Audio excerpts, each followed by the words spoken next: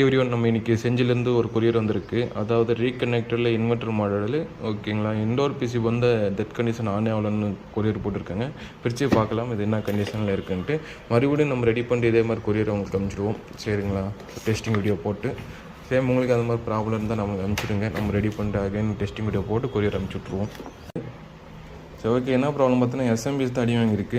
SMPS பார்த்தீங்கன்னா எரிஞ்சிட்டு இருக்குது. அதே மாதிரி கெப்பாசிட்டர்லாம் பல்ஜிட்டு இருக்குது. ஸோ அந்த ப்ராப்ளம் இருக்கும்போது எஸ்எம்பிஎஸில் தான் ப்ராப்ளம். பட் செகண்டரி செக்ஷன் பார்த்தீங்கன்னா எந்த ப்ராப்ளமும் பக்காவாக இருக்கும். ஏன்னா இது ஒரு ப்ரொடக்ஷன் சர்க்யூட் மாதிரி. இதில் எதுனா ப்ராப்ளம் இருக்கும்போது இது வந்து ஃபுல்லாக, அதாவது எப்படி சொல்கிறதுனா ஒரு சீல்டு மாதிரி இது காப்பாற்றி விட்ரும். சரி, இந்த செக்ஷன் மட்டும் நம்ம ரெடி பண்ணால் போதும், போர்டு வந்து பக்காவாகிடும். ஏன்னா இது இன்வெர்டர் மாடலு. ஸோ இந்த போர்டை நம்ம ரெடி பண்ணிட்டு ஃபைனலாக ஆன் ஆகுதா இல்லையான்னு பார்க்கலாம்.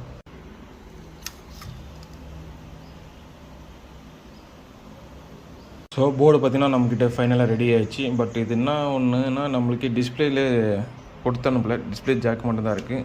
ஸோ அதனால் வந்து நம்மளுக்கு டிஸ்பிளே ஒன்றால் காமிக்க முடியாது. பட் போர்டில் இருக்க வோல்டேஜெல்லாம் செக் பண்ணி கொடுத்துடலாம். ஏன்னா வோல்டேஜ் மோஸ்ட் செக் பண்ணவே போர்டு வந்து கரெக்டான ரன்னிங் கண்டிஷனில் தான் இருக்கும்.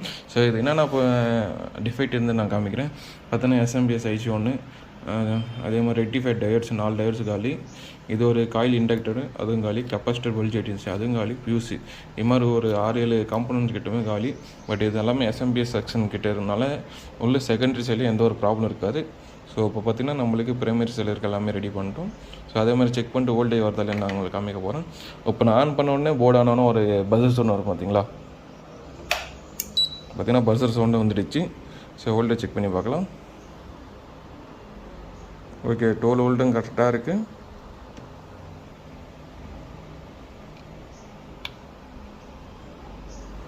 5 வோல்ட்டும் கரெக்டாக இருக்குது. அதே மாதிரி கம்யூனிகேஷன் போகிறக்கூடிய 20 வோல்ட்டுமே கரெக்டாக இருக்குது. ஸோ போர்டு பார்த்திங்கன்னா நமக்கு ரெடி ஆகிடுச்சு. அகைன் நம்ம பார்சல் அனுப்பிச்சி விட்றலாம் நம்ம கஸ்டமருக்கு ரிட்டர்னு. அதே மாதிரி எப்படி பார்சல் பேக் பண்ணியிருந்தாங்களோ சேம் அதே மாதிரி பேக் பண்ணி அனுப்பிச்சிடலாம். Thank you friends.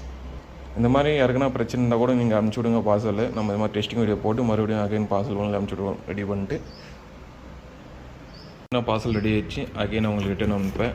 ஃப்ரம் 2 மட்டும் சேஞ்ச் பண்ணால் போதும். சரி, வித்தின் 1 டேயில் நம்ம வந்து பார்சல் கைக்கு வந்த அப்புறமா ரெடி பண்ணி அகைன் 1 டேலே ரெடி பண்ணி ரிட்டர்ன் பண்ணுற மாதிரி தான் நம்ம பார்ப்போம். ஏன்னா எவ்வளோ என்னால் முடிஞ்ச அளவுக்கு ஃபாஸ்ட்டாக நான் ஒர்க் பண்ணி தான் கொடுப்பேன். ஸோ இப்போ பார்த்திங்கன்னா போர்டு ரெடி ஆகிடுச்சு. அகைன் பார்சல் கொடுத்துடலாம். தேங்க்யூ.